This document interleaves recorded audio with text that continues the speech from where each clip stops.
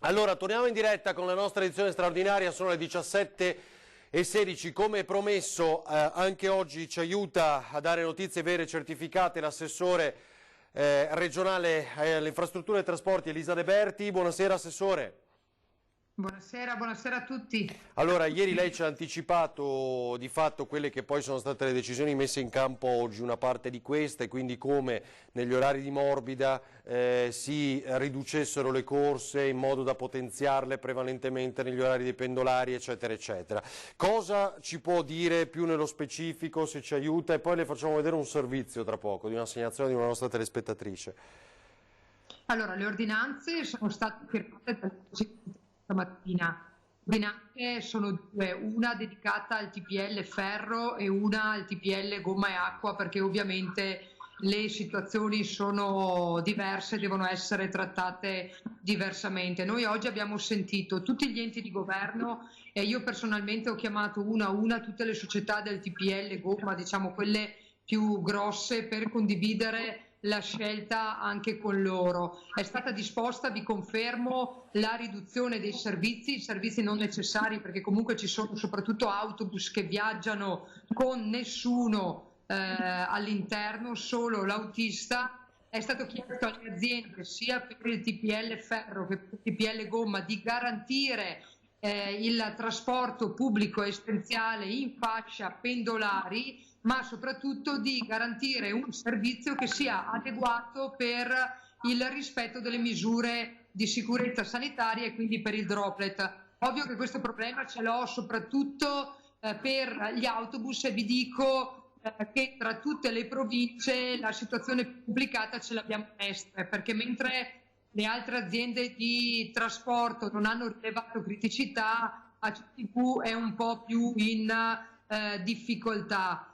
Abbiamo chiesto loro di rinforzare le linee dove l'utenza fosse sostenuta e non si possa garantire il droplet all'interno dell'autobus, quindi una corsa non fatta con un autobus solo, ma con più autobus. È stato Allora aspetti Assessore, perché forse non prende bene oggi la linea, abbiamo qualche difficoltà in più. Intanto ai conducenti viene assicurata la distanza, vero? Perché ho visto qualcuno si è attrezzato da solo mettendo una fascetta, mi pare, no? Per tenere distante. Poi il rischio non c'è perché viaggiano vuoti molti di questi bus, diceva, no? Sì, allora la porta anteriore è chiusa. obbligo di tenerla chiusa. Certo. Gli utenti non possono salire dalla porta anteriore ma solo dalla posteriore, quindi non possono venire a contatto con l'autista, ed è sostanzialmente vietata la bigliettazione sia sui treni che sugli autobus. Capito, capito. Senta, il trasporto ferroviario?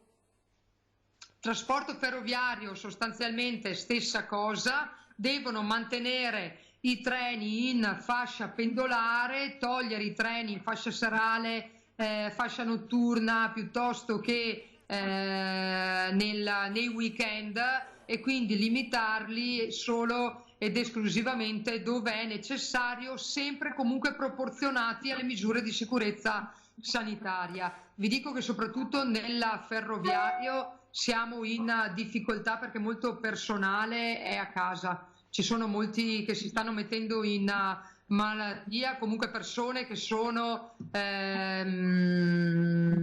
in isolamento piuttosto che in quarantena. Questo è un problema serio, questo è un problema serio. Senta, ma Assessore, lei ha detto però mantenere, non rinforzare le fasce dei pendolari, quindi cioè ci sono bus in più in quelle fasce per evitare appunto che ci siano abbassamenti o no? Se ci sono corse che un autobus non è sufficiente per l'utenza di quella corsa a garantire il droplet, quella corsa deve essere fatta con più autobus. Ho capito, perfetto, chiaro. Ma le dico che alcune aziende già le applicavano queste regole, ci sono aziende che si erano già buttate avanti con scelte autonome per equilibrare. Adesso abbiamo il problema, c'è un po' di agitazione nei taxi e negli NCC, perché anche loro chiedono di essere garantiti e dire ad un tassista che deve, perché loro sono a supporto del TPL di linea, e dire a un tassista che deve mantenere 1 metro di distanza dall'utente, mi capite bene che è difficile. Infatti ho sentito anche i colleghi delle altre regioni e sul discorso dei taxi c'è una discussione a livello di governo in atto per capire che cosa fare. Assessore, lei ha anche una televisione lì vicino? No, E quindi dovrei capire se lei ci sente. Allora, perché, ecco, esatto, allora, ci lasci, vada verso la televisione, ci rivediamo tra poco, perché, ecco, grazie, perché così... Ah no, ce l'ha lì vicino, va bene, perfetto. Allora, adesso noi facciamo vedere un servizio, sa che è il nostro lavoro, fare il match, cioè unire anche le persone, le storie e trovare una soluzione immediata. Mi piacerebbe che lei vedesse questo servizio, è una telefonata raccolta dal nostro Christian Arboit, di una segnalazione di una signora del Vicentino, che dice sostanzialmente: mio marito lavora al cantiere della Pedemontana, non lo dice chiaramente ma noi lo sappiamo che è così, quindi io le chiederei di ascoltare questa segnalazione e la preoccupazione della signora. Grazie Italo, se lo possiamo vedere. La mia principale preoccupazione in questi giorni è il coronavirus, come penso per tanti. Per me lo è in maniera particolare, perché io ho delle patologie che se me lo prendo vado al creatore e io ho 60 anni, non ne ho 80, anche se non ha diritto a morire quello di 80 e vivere quello di 60, però quello che voglio dire, io ho 60 anni e io non posso essere intubata. Lei, signora, in questi giorni è particolarmente preoccupata perché suo marito continua a lavorare in una situazione dove non ci sono misure di sicurezza. Non ce ne sono, nessuna. Dove lavora suo marito? In un cantiere edile? In un cantiere edile dove sui furgoni vanno in 8, a tavola mangiano in 4, dormono in 2 persone dentro un container, non c'è acqua per lavarsi, se uno vuole lavarsi le mani dopo essere andato in bagno non c'è acqua. Quindi lei dice... Io ho il terrore che una sera viene a casa e me lo porta a casa. Io faccio parte di un'associazione dove ci sono tante di queste persone che hanno le mie problematiche e abbiamo paura. Non sono tante di queste persone che hanno le mie problematiche.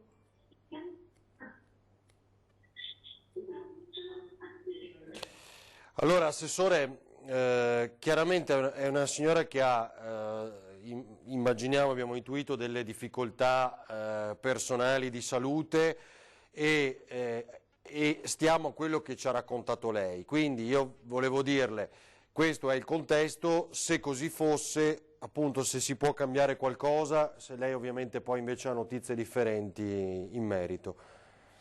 No, io di questa situazione non ne ero al corrente, attivo immediatamente il direttore della struttura di progetto, l'ingegner Pellegrini, perché faccia le verifiche. Non sono in questo momento in grado di potervi dire la situazione, confermarvi la situazione denunciata dalla signora. Farò fare tutte le verifiche immediatamente. Grazie davvero, è un... segnale di grande serietà, Assessore, grazie. Senta, altre che possiamo dire per il trasporto pubblico, diciamo un appello a chi no. la...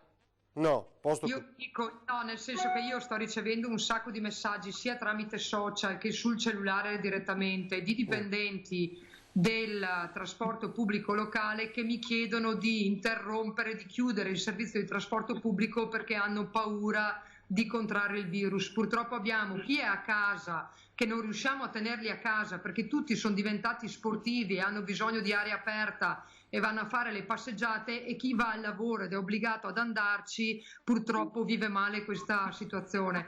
Ovvio che il trasporto pubblico locale è un servizio essenziale che noi non possiamo chiudere finché le aziende rimangono aperte, perché finché le aziende e ci sono le necessità di doversi recare sul posto di lavoro da parte dei lavoratori, noi non possiamo chiudere il trasporto. È un momento di disagio, veramente di difficoltà per tutti, sia per chi è obbligato ad andare a lavorare, ricordo medici ed operatori sanitari in primis, perché loro sono veramente sul fronte più di tutti, e cerchiamo di farvi fronte nel miglior modo possibile usando il più possibile il buon senso. Assessore, è stata chiarissima, grazie davvero, buon lavoro.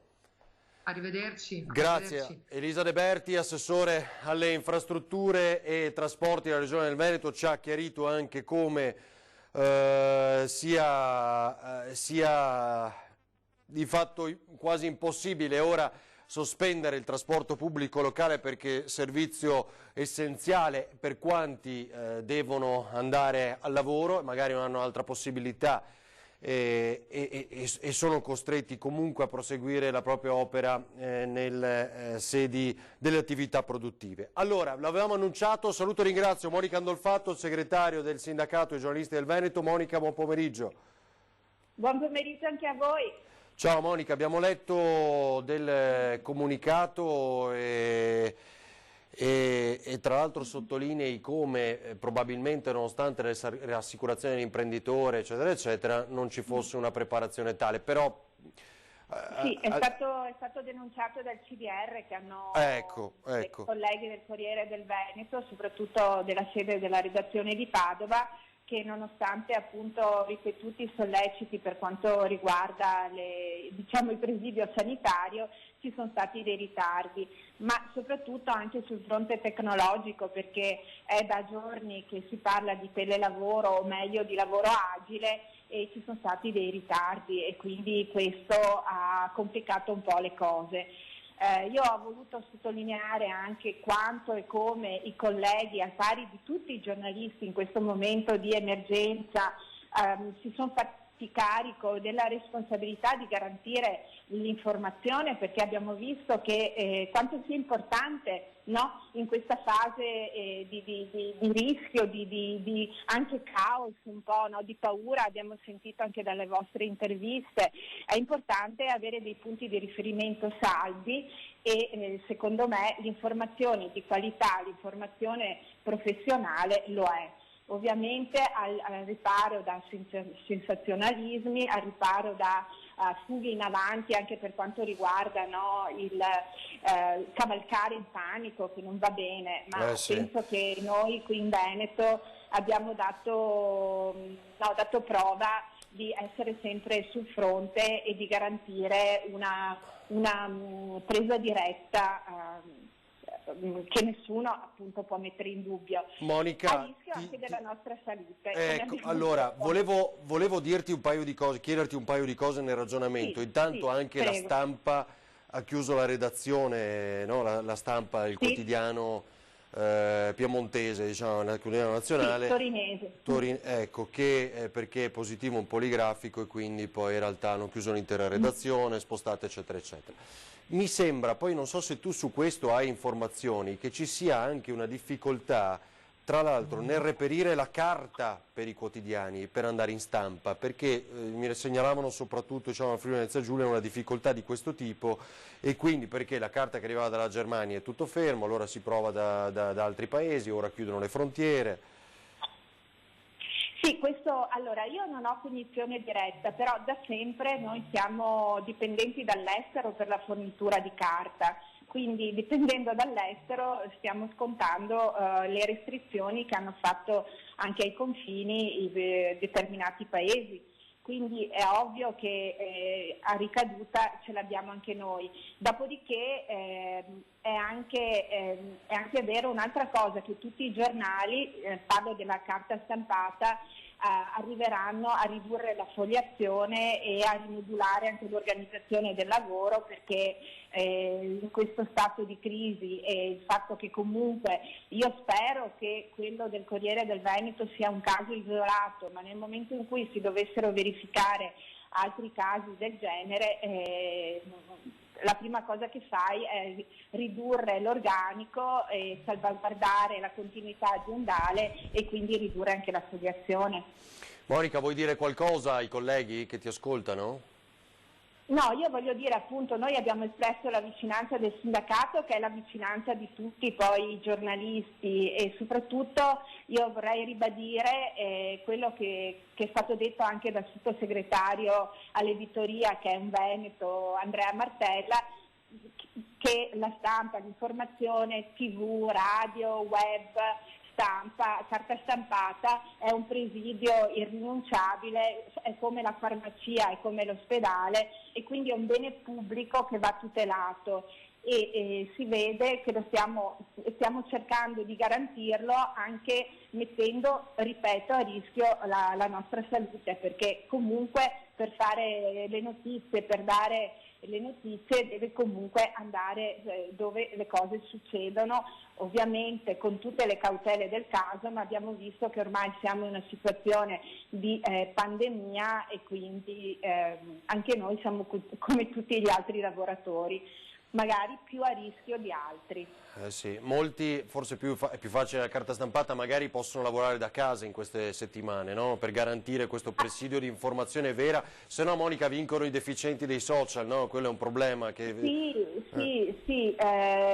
Sì. Diciamo che questa è una lezione per tutti, e io penso che i cittadini hanno capito quanto sia importante, lo ripeto, un'informazione professionale, e l'informazione professionale è data dai giornalisti. Esatto. Va bene, grazie Monica, davvero, grazie per il tuo lavoro. Buon lavoro. Grazie, era Monica Andolfatto, segretario regionale del sindacato dei giornalisti, sindacato del Veneto. Così, per mandare un abbraccio ovviamente ai colleghi del Corriere, come vi ricordo 3 positivi, e chiusa la redazione di Padova, e così un abbraccio a tutti i colleghi che come noi in queste giornate continuano a lavorare.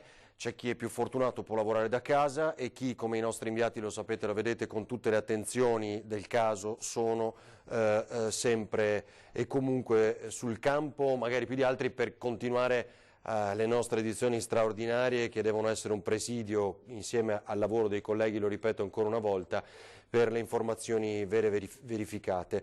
Allora, subito 1100 agenti di polizia penitenziaria, oltre 1100 nuovi agenti di polizia penitenziaria raggiungeranno presto la loro sede di destinazione negli istituti penitenziari, lo dice il Ministro della Giustizia Alfonso Bonafede. Domani esperti cinesi allo Spallanzani, ecco. Domani una delegazione cinese formata da esperti del Comitato Nazionale di Sanità del Paese della Croce Rossa cinese sarà all'Istituto Malattie Infettive Spallanzani di Roma per confrontare le proprie esperienze sul coronavirus con i medici italiani, lo riferisce il Presidente della Croce Rossa italiana Francesco Rocca, dopo le donazioni di macchinari, tute, mascherine e farmaci ricevute grazie a un cargo in arrivo nella notte a Roma. Giusto per ricordare, a poche ore dall'esplosione della crisi nel nostro Paese, anche noi abbiamo regalato strumentazione alla Cina. Riunione con le protezioni civili, è in corso nella sede del Dipartimento della Protezione Civile la riunione quotidiana con le regioni per fare il punto sull'emergenza coronavirus. Al tavolo sono presenti il Ministro per le Autonomie Francesco Boccia, il Sottosegretario alla Salute Zampa, i commissari Borrelli e Arcuri, e in videocollegamento il Ministro delle Infrastrutture Paola De Micheli. Allora, volevo solo ricordare, anzi, Italo, sono arrivati nuovi servizi, ora ho perso l'elenco, se mi aiutate. Ecco, Donazan, ma la sentiamo tra poco, perché proprio questo volevo citare, il fatto che Elena Donazan ci abbia anticipato quali sono i contorni, o meglio i concetti che il protocollo, l'accordo, diciamo, tra sindacati, governo e imprese hanno preso questa mattina nel corso della giornata. Alle 19 verrà ufficializzato, qualche anticipazione ce l'abbiamo. Il concetto è: se un'impresa risponde ai criteri che verranno enunciati, resta aperta, altrimenti no. Allora, Belluno Controlli, prima di Elena Donazan, volevo vedere alcuni servizi nuovi.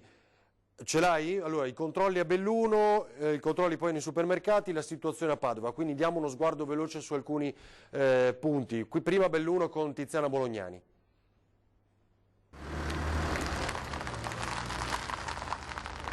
Salve signora, spenga la macchina per cortesia. Allora, patente, carta di circolazione ed eventuale autocertificazione, per favore. Ha preso il via l'operazione interforze denominata State a casa, i primissimi controlli in Sinistra Piave all'altezza della rotonda del Ponte Bailey a Belluno. È qui che sono state intercettate le auto dirette verso il centro città, il Nevegal e Limana. Sono partiti i controlli dei carabinieri e delle forze di polizia che da ieri hanno predisposto un maxi controllo, un maxi monitoraggio del territorio per evitare che durante questo weekend arrivino persone da fuori provincia dirette verso le seconde case. Vedete, ci sono già i primi controlli degli uomini dell'Arma che devono verificare innanzitutto le autocertificazioni di chi si sta muovendo in queste ore. Più di 140 pattuglie monitoreranno il territorio bellunese per tutto il weekend e a sentire soprattutto chi vive nelle terre alte le sanzioni non mancheranno, se è vero, come risulta, che alla Chetichella in tanti stanno raggiungendo le seconde case adducendo scuse non contemplate dal nuovo DPCM. L'attività disposta e coordinata dalla Prefettura di Belluno vede in campo tutte le forze di polizia, comprese le pattuglie delle municipali dei comuni bellunesi e l'elicottero del 14° nucleo carabinieri di stanza all'aeroporto dell'Oro. La presenza in forze dei militari ha suscitato curiosità fra la gente, eppure qualche moto di stizza fra chi l'ha presa male, incurante della responsabilità penale che comporta il non rispetto della legge. Evidentemente l'ordine di restare a casa, che sintetizza la necessità di evitare al massimo la diffusione del virus, per qualcuno resta incomprensibile. Fortunatamente a prevalere è il senso civico dei più. E poi la situazione nei supermercati. Italo, se è pronto, dimmi tu. Allora vediamo Padova, infatti, perfetto, grazie. Grazie infinite, così si legge nei 3 striscioni che l'amministrazione comunale ha deciso di appendere per ringraziare i medici e i lavoratori della sanità. Uno appeso sulla facciata del comune, gli altri 2 rispettivamente davanti all'azienda ospedaliera e all'ospedale Sant'Antonio. Il sindaco Giordani ha sottolineato in una nota come sia necessario stare in casa per sostenere il lavoro della sanità padovana e veneta. Il comune ha inoltre fatto sapere che saranno molti gli sportelli chiusi e gli ingressi contingentati, rimandando al sito padovanet.it per capire quali sono interessati. Sarà sospesa anche l'attività pomeridiana dell'ufficio passaporti e licenze della Questura di Padova. Permane la prenotazione online delle richieste di passaporti limitatamente alle fasce orarie del mattino dalle 8 alle 12. Allora, stavo cercando, ce lo segnalano anche i nostri telespettatori, De Luca, durissimo sui cittadini che trova in giro. Adesso cercheremo di capire. C'è la pubblicità, va bene, vediamo se riusciamo ad ascoltare insieme il governatore Fontana della vicina Lombardia, pochi istanti. Allora, è arrivata una risposta no.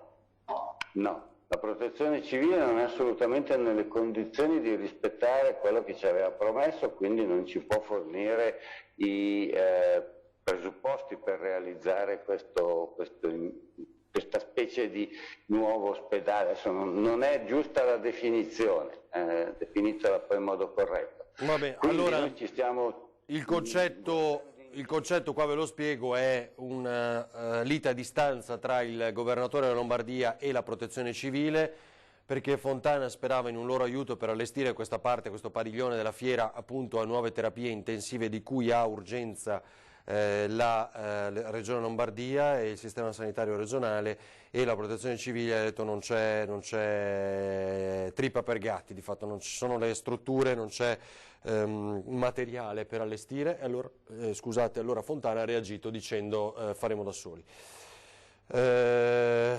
Allora, cosa arrivano?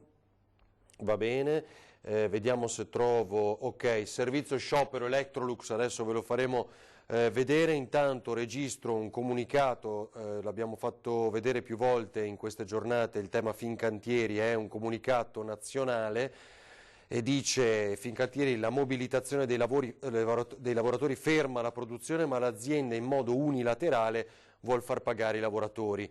Nella giornata di oggi Finfiom nazionali sono state informate a Fincantieri che l'azienda intende procedere unilateralmente con una fermata collettiva con le ferie in tutti i cantieri e in tutte le sedi dal 16 al 29 marzo, quindi fra 3 giorni chiusi fino al 29 marzo, sostituendo le ferie collettive di agosto. Quindi Fincantieri si ferma adesso facendo l'agosto dei propri dipendenti, cosa che viene criticata comunque, ma è da registrare perché per esempio anche il sindaco di Monfalcone, Anna Maria Cesinta, ha già commentato, e ora bisogna capire anche Marghera, insomma Venezia, quale può essere la reazione. Allora un altro breve break e poi riascolteremo Elena Donazan con molte novità sul fronte delle aziende.